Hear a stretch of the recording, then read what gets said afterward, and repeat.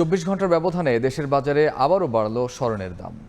ভরিতে ৫,৩৪২ টাকা বাড়িয়ে এক ভরি 22 ক্যারেটের স্বর্ণের দাম ১,৭৭,৮৮৮ টাকা নির্ধারণ করেছে বাংলাদেশ জুয়েলার্স অ্যাসোসিয়েশন বাজুস।